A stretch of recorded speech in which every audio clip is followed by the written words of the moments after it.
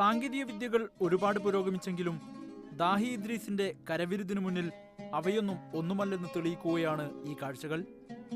ഇരുമ്പ്, ചെമ്പ്, വെള്ളി തുടങ്ങി ലോഹപാത്രങ്ങളിൽ മൊറോക്കോക്കാരനായ ഇദ്രീസിന്റെ കൈപതിയുന്നതോടെ ചിത്രം മാറും.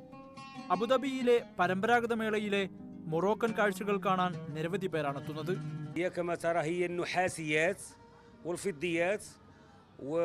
وكل هذه الأشياء اللي تشوف هي كلها شغل يدوي وأنا محظوظ لأنني أشارك في هذا المهرجان. കൂടുതലും പരമ്പരാഗത മൊറോക്കോ ശൈലിയിലാണ് നിർമ്മാണം. അലങ്കാര വസ്തുക്കളും സമ്മാനങ്ങളും നിത്യോപയോഗ ഉപകരണങ്ങളുമെല്ലാം ഇതിൽ വരും.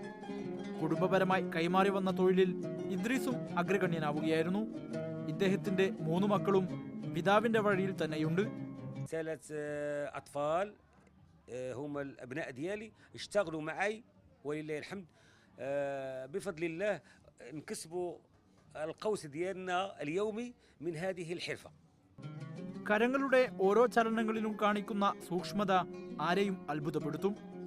പാരമ്പര്യങ്ങൾക്ക് പേരുകേട്ട ഇന്ത്യയിൽ സന്ദർശനം നടത്താനാണ് ഈ മൊറോക്കോക്കാരന്റെ അടുത്ത ലക്ഷ്യം. കരവിരുതുകൾ സാങ്കേതിക വിദ്യക്ക് വഴിമാറിയെങ്കിലും സാഹി ഇദ്രീസിന്റെ കരങ്ങൾക്ക് വിശ്രമമില്ല. അബുദാബിയിൽ നിന്നും ക്യാമറ പേഴ്സൺ ഫഹീം മുഹമ്മദ് അലിക്കൊപ്പം ഹാരിസ് അരിക്കുളം, മീഡിയ 1.